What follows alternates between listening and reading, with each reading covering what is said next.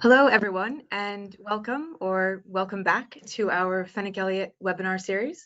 My name is Stacey Sinclair, and we are delighted to be back again with you today. We are, of course, looking at the very hot topic of design obligations and design life, and we will be delving into the complexities around these issues, what they look like in standard forms of contract, what they actually mean, and what to look out for. And to take us through this today, I'm very pleased to introduce to you our speakers. Firstly, my fellow partner here at Fenwick Elliott, Edward Foyle. Edward specializes in all forms of dispute resolution on construction and infrastructure projects around the world in areas such as offshore wind, renewables, oil and gas, the power sector, aviation, and port developments. And joining Edward today is Sanjay Patel, KC, a leading and very well known, very well respected barrister, now King's Counsel for Pump Corp, who also specializes in construction, energy, and infrastructure disputes. Sanjay has worked on extremely technically complex disputes concerning topics as diverse as causes of corrosion on pipelines and the technology behind energy from waste plants. Sanjay, I was reviewing recently your numerous accolades and recommendations and publications, and in addition to being described as a persuasive advocate whose drafting is nothing short of fantastic, it also includes unflappable. And I have to say, not a term you come across regularly, but having worked with Sanjay on several design obligations and design defects disputes, I can certainly attest to your unflappableness in addition to your highly experienced and expertise on this subject. So thank you both very much for joining us today. Thank you to the audience for joining us, and I can see we still have more coming in, which is fantastic. Just a few admin points. We do have a full session to get through with you today, but just a few admin points. Everyone is on mute.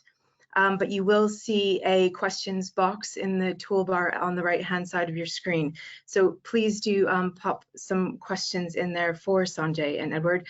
It is a full session, but hopefully we can get to one or two of them at the end. And rest assured, a copy of the slides and a recording will be available on demand on our website in due course. So with that, Sanjay, Edward, I hand it over to you. Thank you very much. Thank you so much, Stacey, and hello everyone. Thank you for joining us, and thank you very much to Sanjay as well for joining me in presenting this webinar. It's a great pleasure to have him with us, and we're in very capable hands with him. He's done some of the leading cases on design life, so we're very fortunate to have him talk us through later in this webinar some of the issues that parties have on design life cases. I wanted to start by introducing the topic and why it's important and why it matters and how design obligations come out in a dispute. And the way they do that is through a quality claim.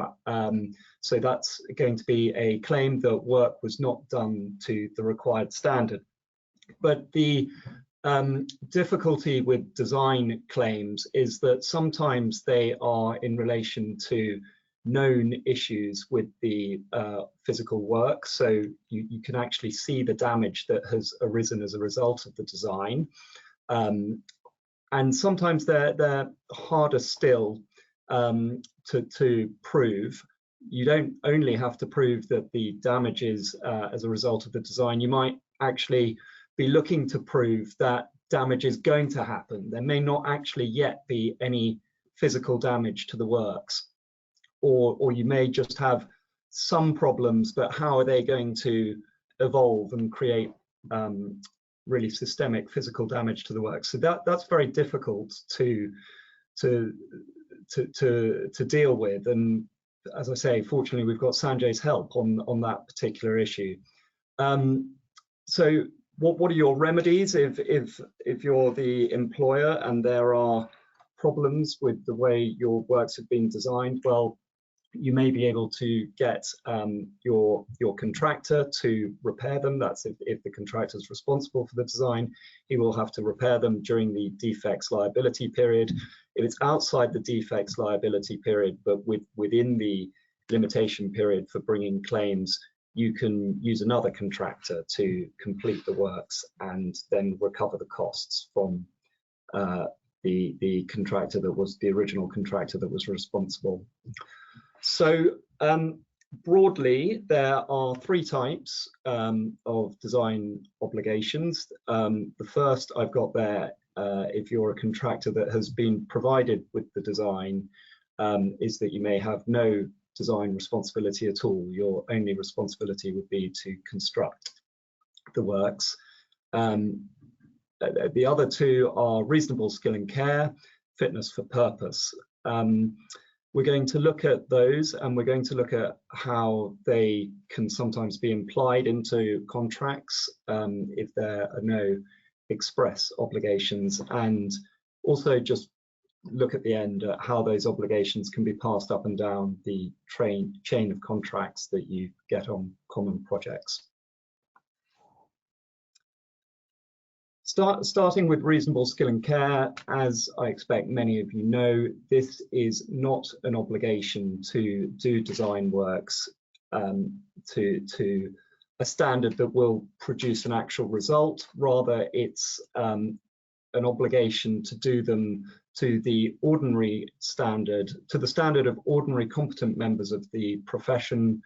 You're not going to lag behind ordinarily assiduous and intelligent members of the profession in terms of knowing about advances in the area in which you're doing designing the works, but you're not expected to do anything more than that. It's the standard of a reasonable average.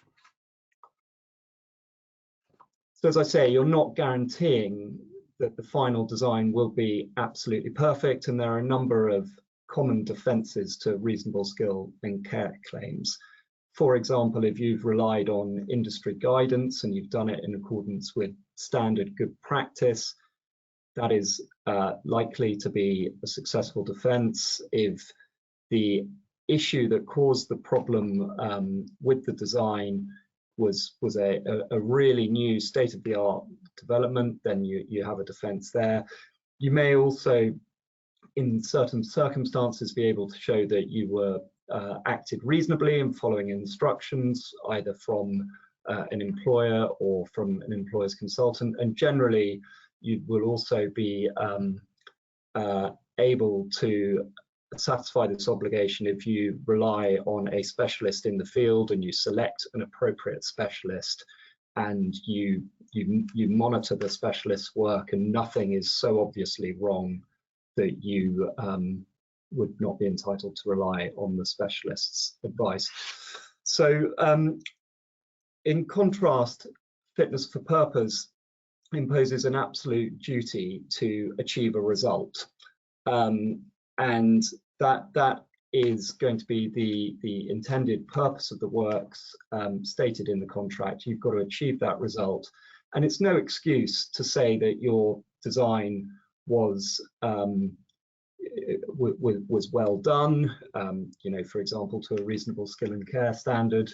That duty of overall producing works that are fit for purpose applies irrespective of whether the issue arises from unfitness with the design. So, as I say, you're guaranteeing a particular outcome. For example, you might, in the context of a power plant, be saying that you will achieve a certain output from the plant. But possible defences that can come up, it's obviously going to be much harder to pin to defend a fitness for purpose claim than a reasonable skill and care claim. And obviously for an employer or a party bringing a fitness for purpose claim, it's going to be much easier. Reasonable skill and care claims are very difficult to prove because they require expert evidence to demonstrate that the works weren't done to the level of a ordinary person in the profession, whereas here you're just looking at whether a specific objective was achieved. But normal defences are, well, what was the purpose in the contract? Is that really clearly defined? And so there are often debates about that. And the reason for that is you've got your legal documents, your conditions of contract, which is where the fitness for purpose obligation will be stated that the work should be fit for purpose. But then the purpose itself is often defined elsewhere, so usually in the technical requirements or the employer's requirements. So there can be a bit of an investigation there to really get to the bottom of what the purpose was. With another possible defence is, well, to say that you've followed requirements provided by the employer. Generally, that is unlikely to be successful, as we're going to look at in a moment. And saying that completion tests were passed, again, that is also just relevant to whether the works achieved the required purpose at the time that those tests were taken, but it's not going to be determinative of meeting this obligation. Just a bit of background then on fitness for purpose obligations. They are imposed into many contracts, as you probably know or realize. When you buy goods, for example, if you were to buy a car or a television, there's an implied obligation on the seller that that product will be fit for the use that you're going to make of it. That is imposed through legislation, the Sale of Goods Act, but it was also imposed through common law cases prior to that. That obligation has been extended to EPC contracts. In the event that a contractor is doing EPC works and has no statement as to the level as to which those works are to be performed or designed, there will be in all likelihood, a fitness for purpose obligation imposed into the contract. So it's therefore very important, if you are doing construction works, to make sure that you, with a design element as well, that you expressly state in your contract the standard to which you are going to be doing your works, by stating that it is reasonable skill and care and not a fitness for purpose obligation. And that is what many contracts do, such as JCT, and also NEC through option X15 if you use it.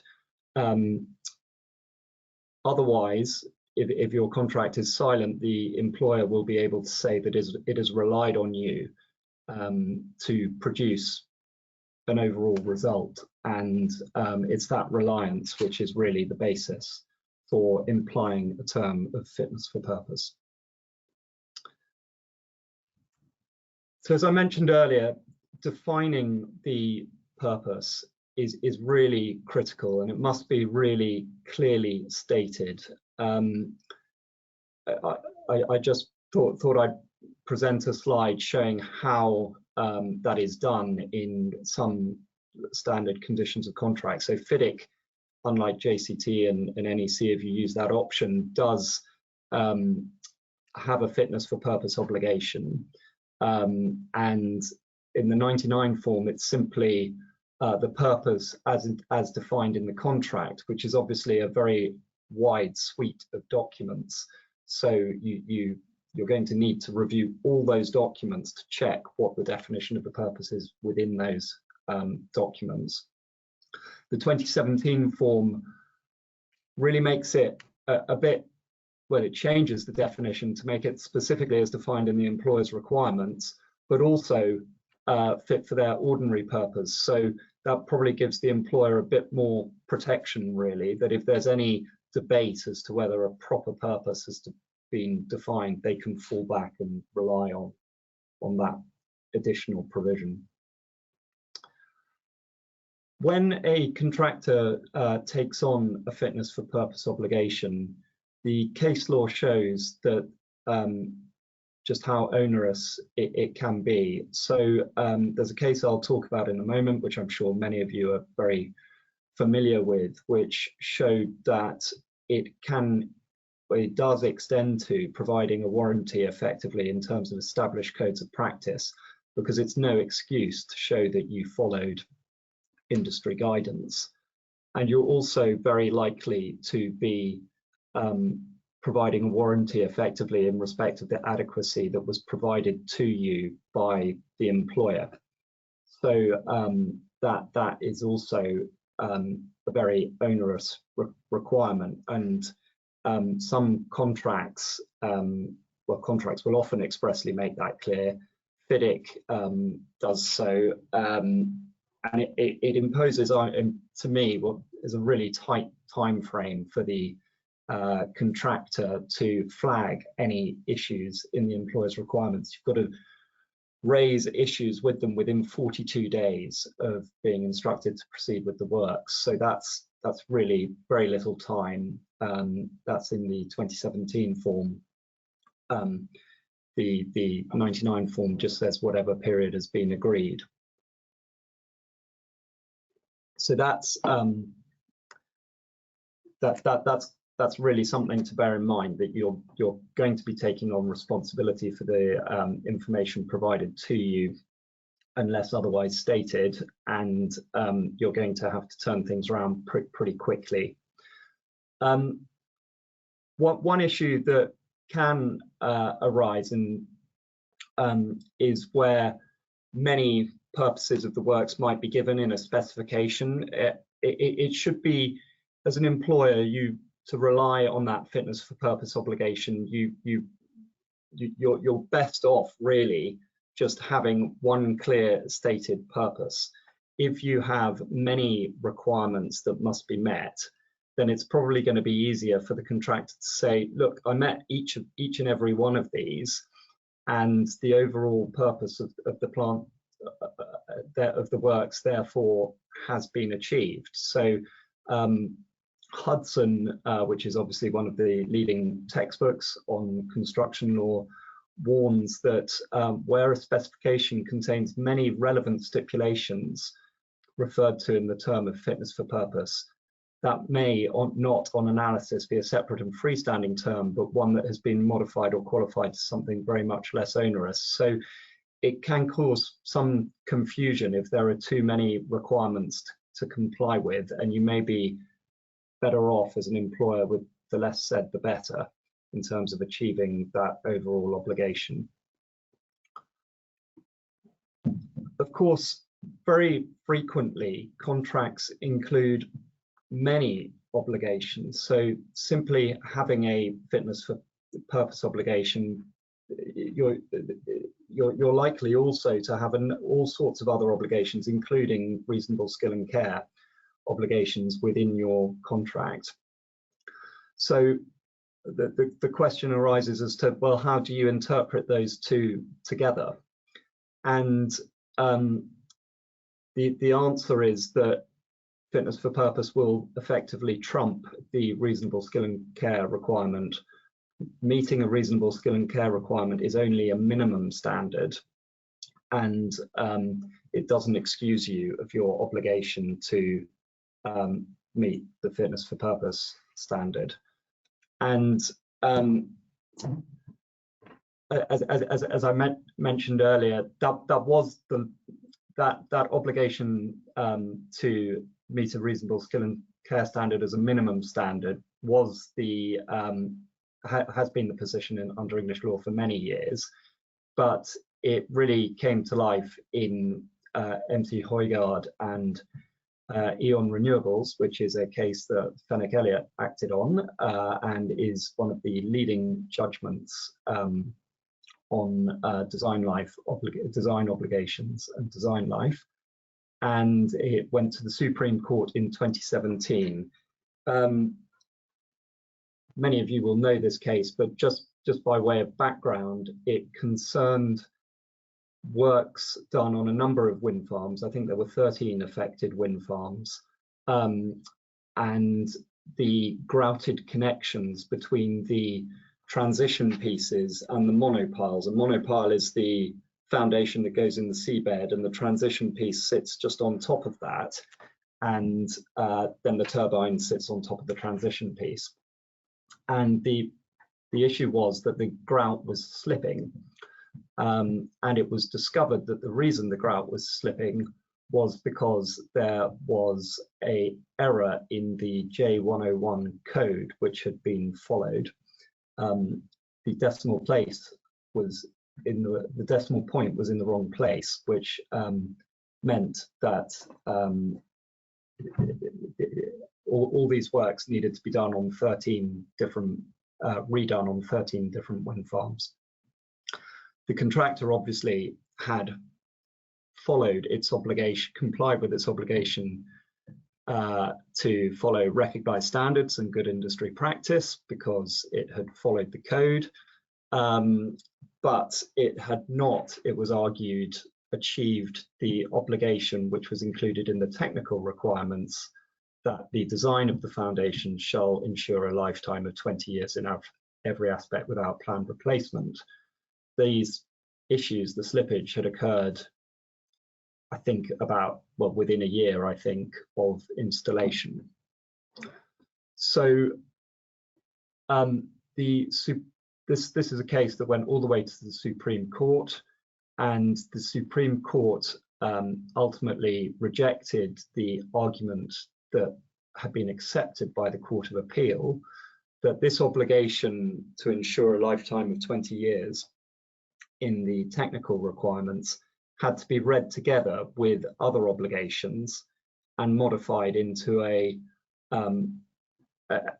less onerous term. The Court of Appeal felt that it was too slender a thread to hang what the Court of Appeal said was effectively a warranty, that the foundations would last that long, simply on this obligation in the technical requirements. The Supreme Court said no, this is a fitness for purpose obligation, and the contractor was responsible for the error in the code. So, but very quickly, I just wanted to highlight that there is an issue in terms of passing claims up and down a contractual chain that often can occur, because very commonly architects or consultants that do a design are only subject in their contract to reasonable skill and care obligations, and if they're not, that is the standard that would be imposed by common law anyway into their obligations, into their contract, whereas the contractor that does the work, even though they may have that builds the work, even though they may not have done any of the design themselves, they may have had that subcontracted out, they are subject to a fitness for purpose obligation. So there's a bit of a gap there in the ordinary course of things that parties, I think, should be aware of. There's a recent 2022 case, LVC and George Downing, which considered an obligation in a subcontract not to put the main contractor in default. It was a fire safety case relating to compliance with the building regulations, and that in that case that was sufficient to impose an absolute obligation to comply with the building regulations on the contractor. It was not a defense for him to say he had met his reasonable skill and care obligations in his contract. So that may be one way to get around that particular problem. Another problem that can happen in the contractual chain is claims coming to the end, parties coming to the end of their limitation period.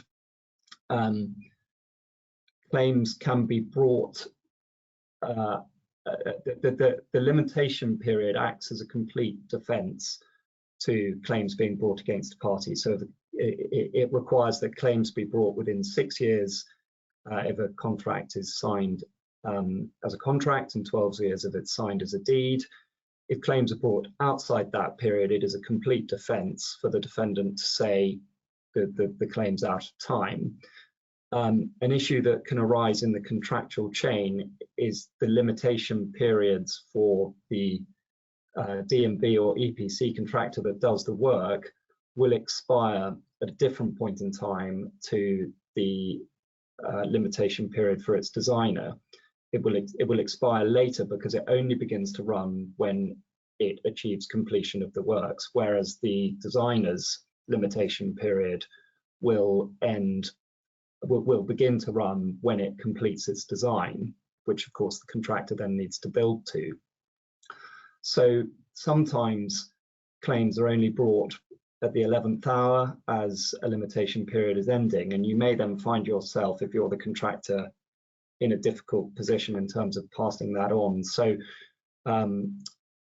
if you want to make sure that you're not caught out, you need to, by that limitation issue, you need to draft your contract extremely carefully.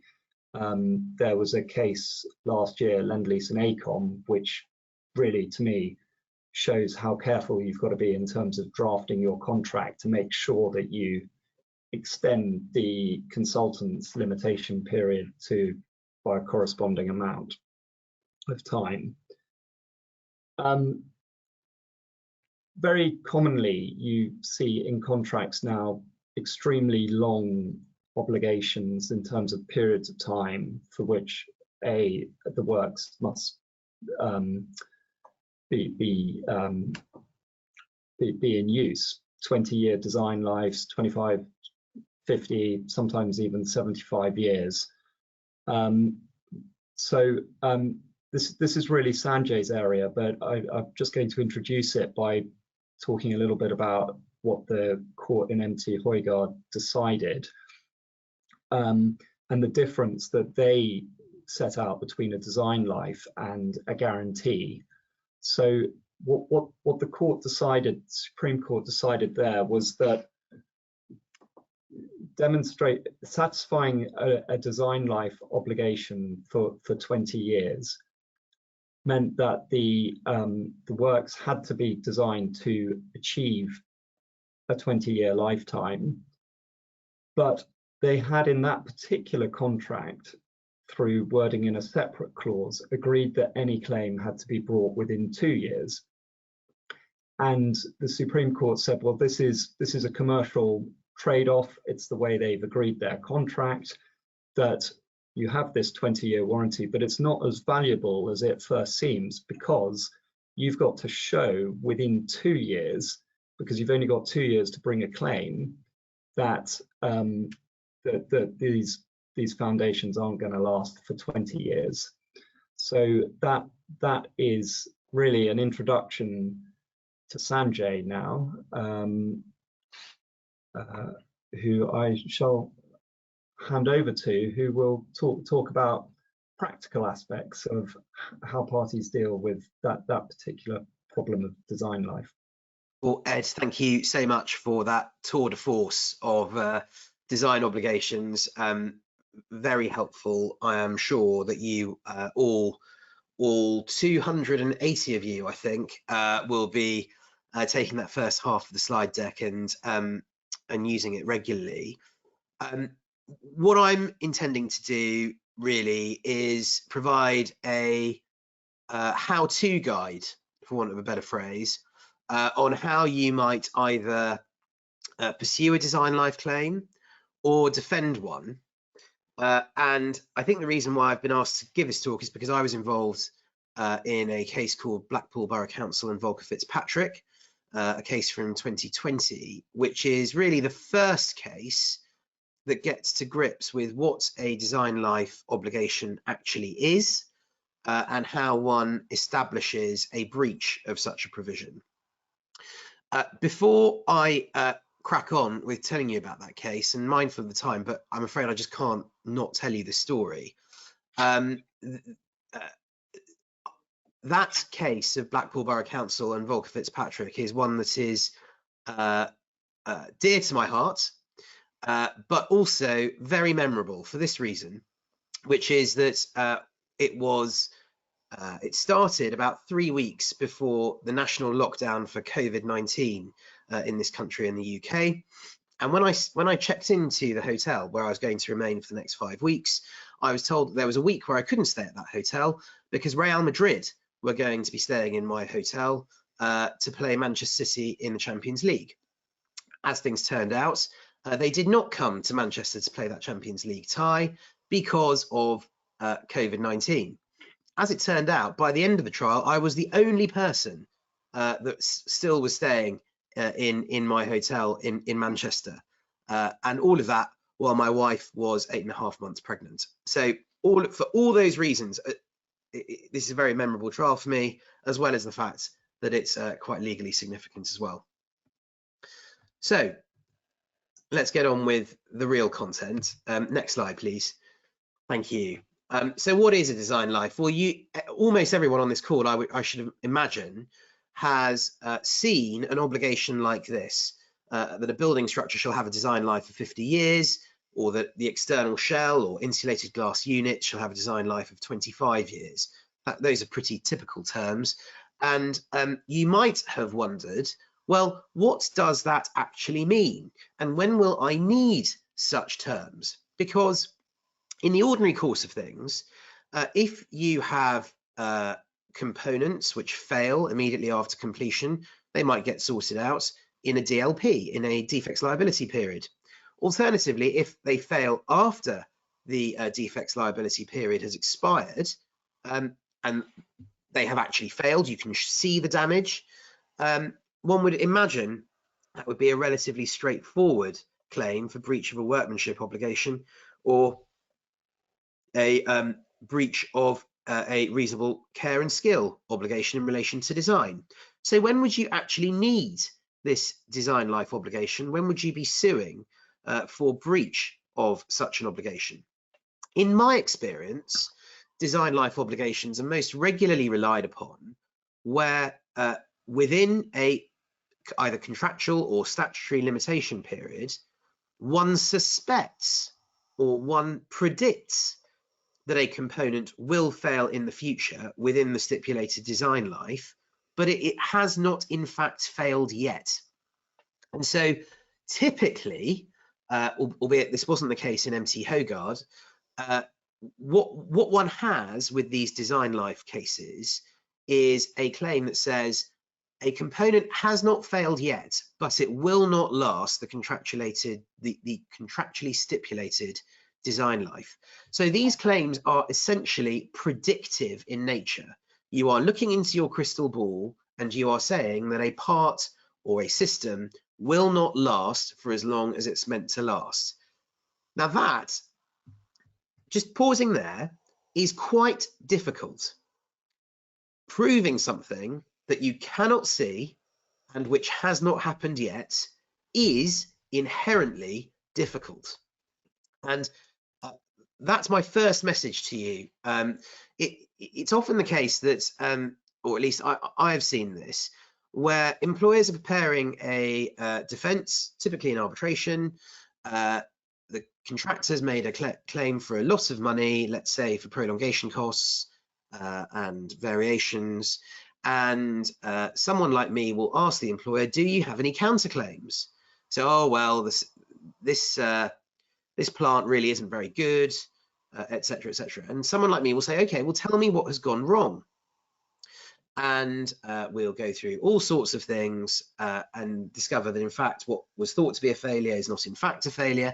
And then someone will say, oh, well, it's not gone wrong yet, but it will go wrong. And someone will say, great, we'll sue for breach of a design life obligation. And in this talk, what I'm going to do is explain to you why that is not nearly as straightforward as it may seem. So,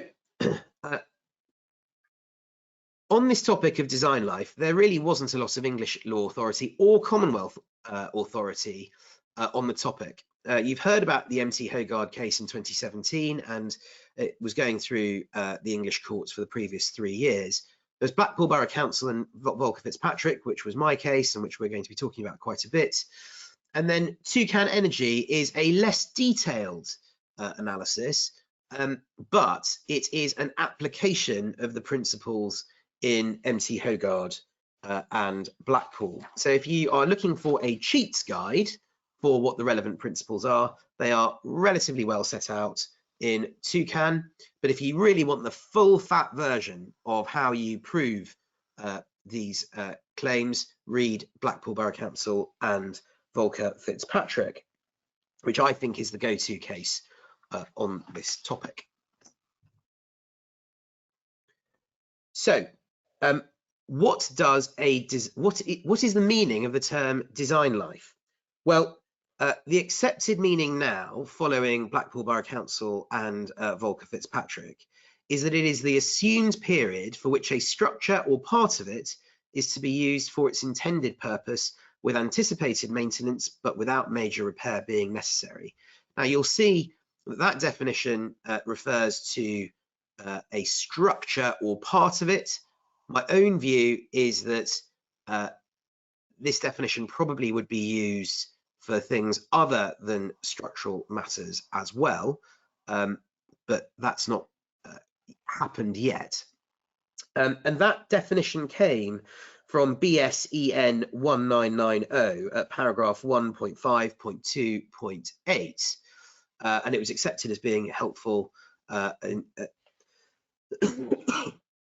paragraphs 156 to 158 of the judgment of His Honour Judge Stephen Davis. Now, what kind of obligation is this? Well, it was established in MT Hogarth, which predated Blackpool Borough Council and Volker Fitzpatrick, that the design life obligation is not just an obligation of reasonable care and skill. That is the point that went all the way to the Supreme Court. And what His Honour Judge Stephen Davis did was read through the MT Hogarth case and concluded that the obligation was of essentially strict character. That is to say that the design needed to be such that it would last the contractually stipulated design life without replacement. So it's not just you need to exercise reasonable care and skill to achieve that aim, you do need to achieve that aim. So that's why the judge said that it was of essentially strict character. The obligation was of essentially strict character. What we're going to do is delve into that definition in a bit more detail. So the first part says that a design life is the assumed period for which a structure or part of it is to be used for its intended purpose. But it's really important to be clear about what that intended purpose is. And that might not be a straightforward question in all cases. So for instance, suppose you have an energy from waste plant, let's say, which has a detailed performance specification, and a workaround is needed in order for the plant to function. But once that workaround is put in place, there is a minor drop in efficiency, but the plant can still run. Is that plant still achieving its intended purpose? Well, that's going to be a really hot topic of debate. That isn't actually a topic that is addressed in any of the cases yet. But in my opinion, the intended purpose is probably going to be stipulated by the performance specification itself. So if one has a plant which could last for, let's say, 20 years, but with systematically poorer performance, I really do think that that probably isn't a compliance with the plant's intended purpose. Once you've been clear about what the intended purpose is, that is the point at which you try and get help from expert witnesses to work out how long the component or system can be used for that intended purpose. And the first thing I would say about that is please do not rush away and get detailed technical evidence from an expert of some kind without having thought really carefully about what the intended purpose is, because your expert might come back to you with platitudinous and vague statements such as the performance is insufficient or not enough or not good enough or unacceptable. Well, unless that is tied to contractual standards, that's not going to matter a row of beans. So do be clear about your legal question before you send off relevant questions to your expert. The other point is that the expert question that you are asking is inherently difficult to answer. And that's because you are asking your expert to predict the future. And that is always difficult, as anyone who has ever put a bet on a sports match will know. So what do you need to do to work out how long the component can be used for its intended purpose? Well, I think the first step is you've got to establish the historic performance of the component. Has it been degrading even though it has not yet failed? Is that a guide to the future? Those are two really important questions which aren't self-evident. So it may well be that the system or component or material that's in issue is of the kind where you would expect almost all of the degradation to happen in the first 3 years and then have consistent performance thereafter. An awful lot of materials behave like that. So be careful about identifying what the historic performance of the component has been and whether that is a guide to its future performance. Also, are there technical standards setting out the learning on the normal degradation of the component? This was really important for us in Blackpool Borough Council and Volker Fitzpatrick.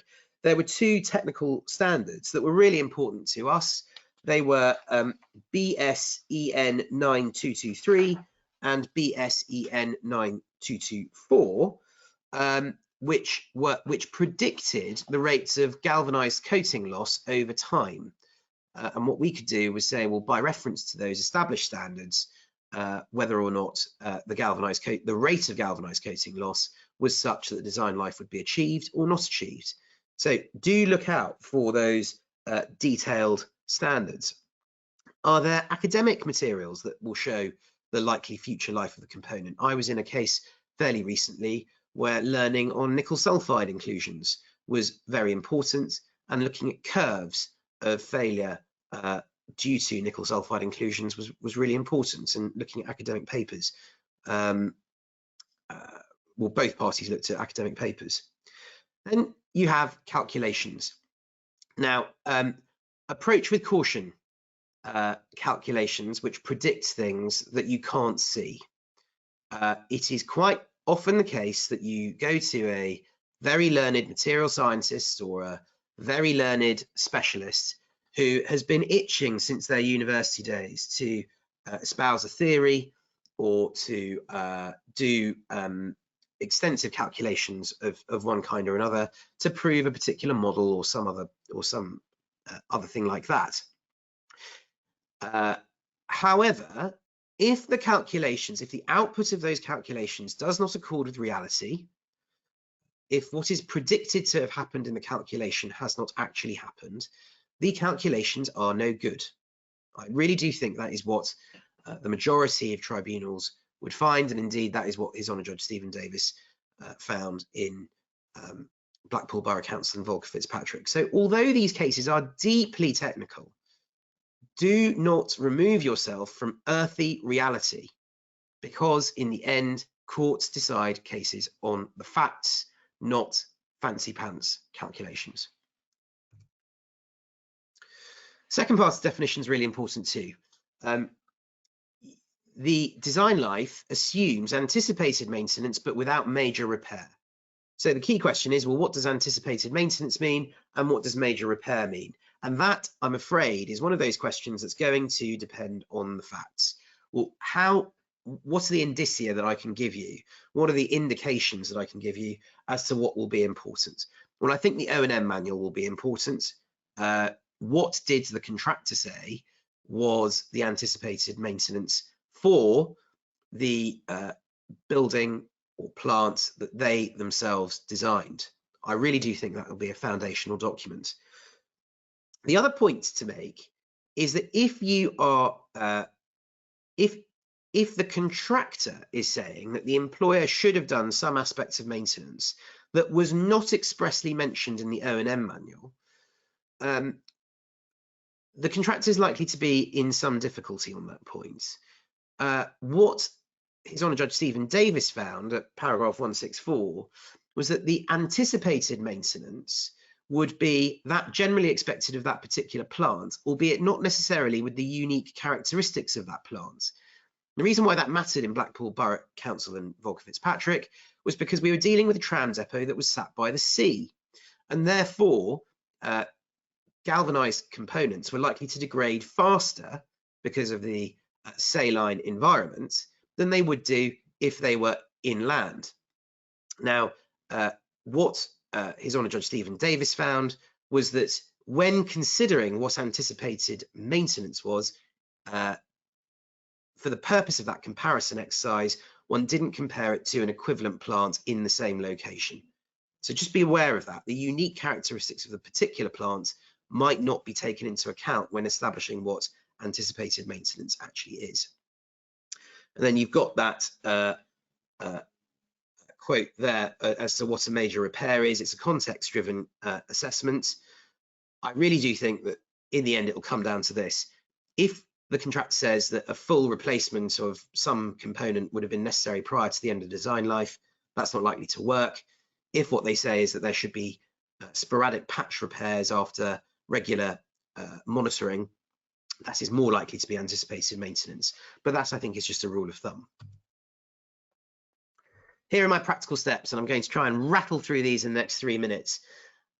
If you're trying to prove these design life claims, do undertake systematic condition surveys at regular intervals before you issue the claim.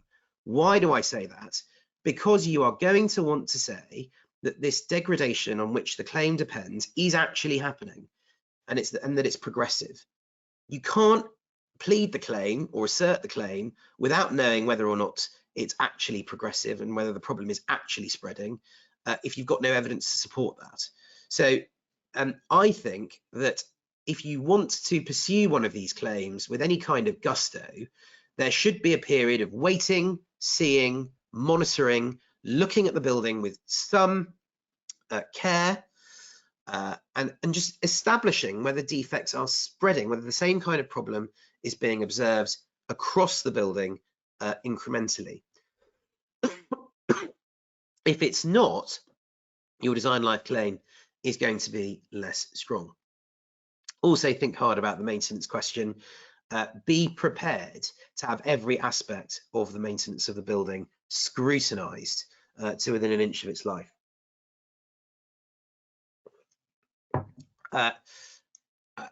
My don't points really fall out of what I've already said. Don't just take an expert's word for it that a defect is likely to be progressive. It should be modelled, because you need to prove that a defect is likely to be progressive, and a bare statement to that effect just won't be enough. Also, as I've said, don't rely entirely on impenetrable calculations. Make sure that the calculations are borne out by evidence. If you're trying to disprove a design life case, again, as I say, the maintenance records are really important. I've also said that thinking about the intended purpose legally as well as technically is important. Early expert input is crucial. And also, I think if you're a contractor, do make reference to contemporaneous evidence as to what the consultants at the time thought. What did they require? What sort of modelling did they ask for when it's trying to establish that the design life the design life obligations would be met? That might be really valuable evidence come trial time. My first point for don'ts when trying to disprove design life claims is really important. If you are acting for a contractor, or if you are a contractor and you are met with a breach of design life obligation claim, it's really easy to say that the claim is a try-on. The reason being that the employer is saying that something will fail that hasn't failed, and it's quite easy to dismiss that as being totally bonkers. Now, the truth is, it might not be. So don't be complacent when thinking about the kind of expert input and evidential basis that you will need in order to mount a robust defence of the claim.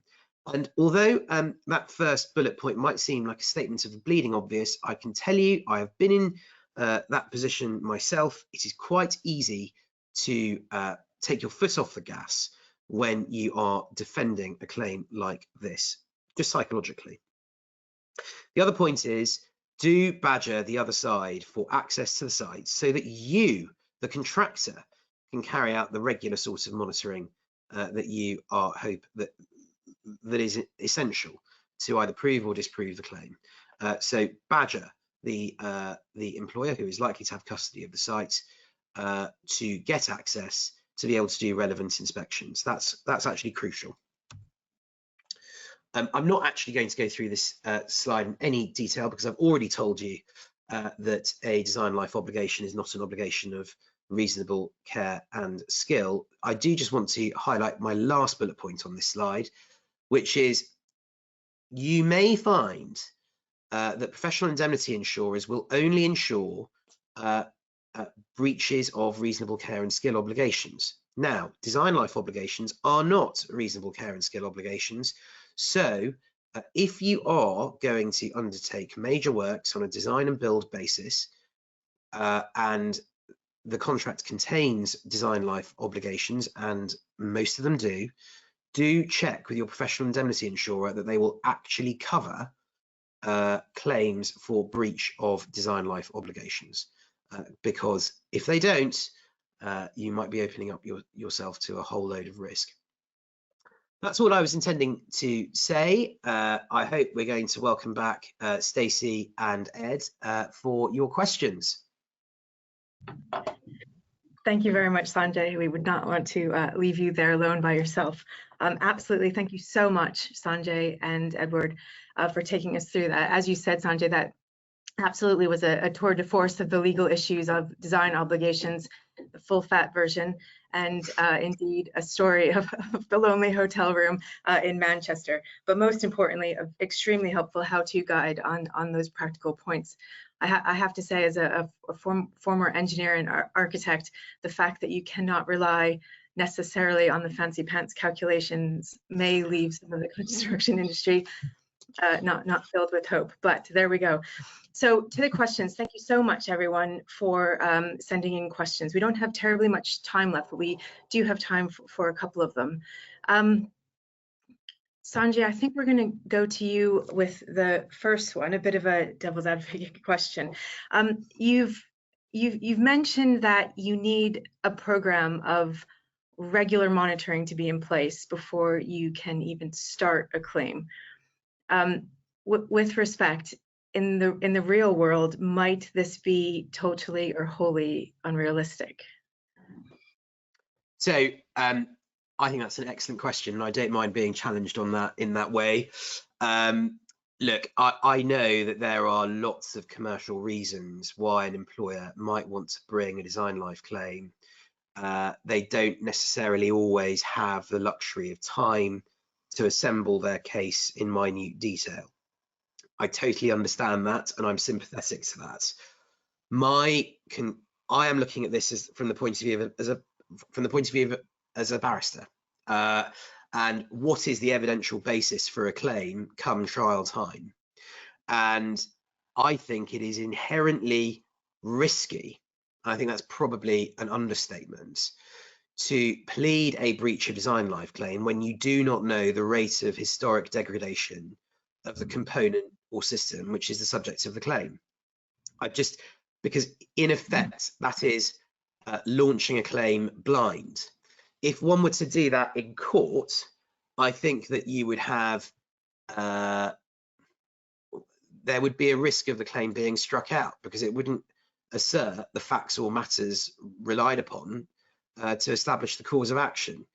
So I am entirely sympathetic to the questioner who says, well, I just don't have a year to assemble everything I need for this breach of design life obligation claim.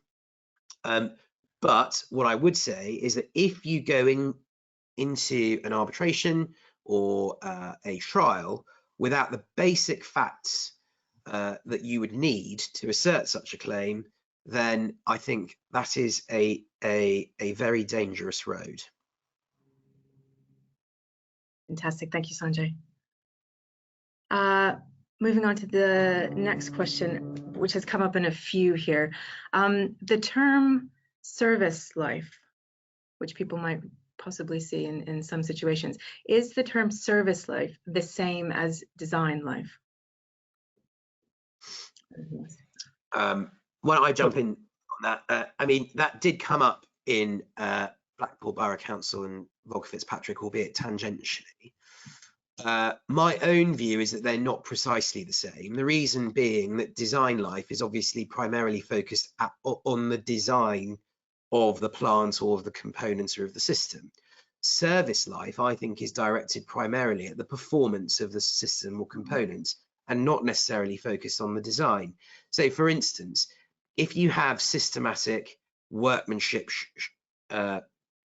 shortfalls across the site, and that is the reason why a component or system will not meet its required life, put it neutrally like that, then I think that would sound in a claim for breach of service life, but it might not, or it probably wouldn't, give you a claim for breach of a design life, because there may be absolutely nothing wrong with the design. It's just that there's systematic workmanship defects. So I think that's how I would put it. Service life might be a broader concept which encapsulates workmanship as well as design. I don't know what you think, Ed. That makes sense to me. I mean, I'm not aware of any case law on it at all, but it does sound like a broader obligation, doesn't it, in its terms? As you say, design life must only be limited to design.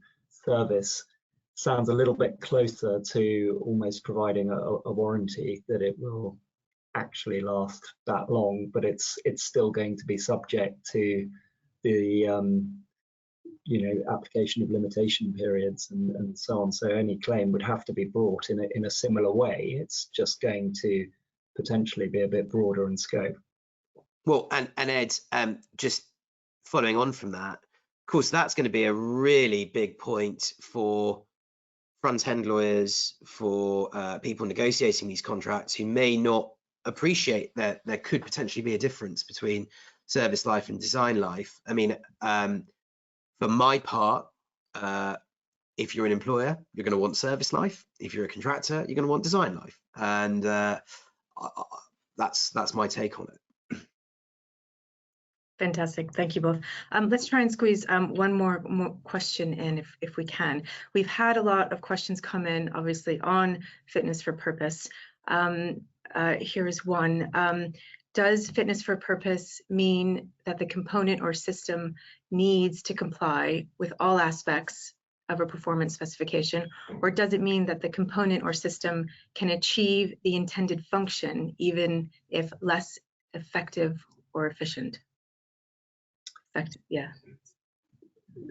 Shall I take that one? I think, I suppose the starting point is, as I mentioned, you're likely to have tests to achieve. You're going to have a prescribed criteria to achieve completion. So the first thing is you've got to meet that specification. If further down the line you're not achieving the same level of performance out of the works, I mean, most contracts these days will have some performance-related liquidated damages. So that sort of recognizes that there will be degradation just naturally in the course of the lifetime of a project. So I think if you're not achieving the same efficiently, the same outcome, or if the plants aren't working quite as effectively or efficiently, usually that's catered for in a contract. And I mean, if it isn't, I would expect that would be considered normal. But Sanjay, what do you think? Some sort of allowance. So I think I used the phrase earthy reality at some point in my presentation. I'm going to use it again. I think the earthy reality is that you discern the intended purpose of a plant or a building by the specification, because the specification, people don't just draft specifications for their own well-being. Those are meant to be the standards that a plant is meant to meet, or a building is meant to meet. If there is compliance with those requirements, then generally speaking, I would have thought that most tribunals and courts will say the plant or building is fit for purpose, because the purpose is divined from the performance specifications or the ERs, employers' requirements. I think it's very unattractive to say, notwithstanding that the contractor complied with all of those requirements, the plant or building still isn't fit for purpose. I think, absent some really quite strange drafting and some really quite strange facts, I don't think that would happen. And I think the same is true the other way. If the plant doesn't meet the performance specifications, then it probably isn't achieving its intended purpose. I really think the devil's in the detail. Fitness for purpose is not an excuse to not do the hard work of traversing the performance specification and working out whether or not the particular, maybe boring sounding requirements have actually been met. Because the performance spec is what the contractor's been engaged to deliver. So I think that answers the question, but yeah, I think the performance spec is all important when you're dealing with fitness for purpose. Fantastic. Thank you, Sanjay. Thank you, Edward. I'm afraid I think that's all the time we have for today. Thank you all very much for your questions. We might be able to reach out to you, or please reach out to us, and we can take some more of those offline. But Sanjay, we're very grateful to have you back with us today. So thank you very much. And Edward, of course, and to the audience for joining us today. That leaves me with just one final marketing piece, if I may. Please do join us 21st of November for our next adjudication update.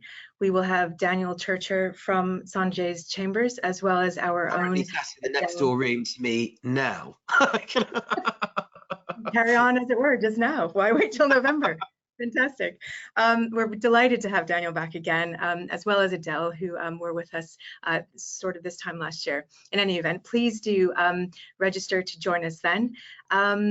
And with that, thank you everyone for joining today, and we very much look forward to welcoming you at some point in the future. Thank you, Sanjay. Thank you, Edward. Goodbye. Thanks so much for having me. Thanks. Thank you.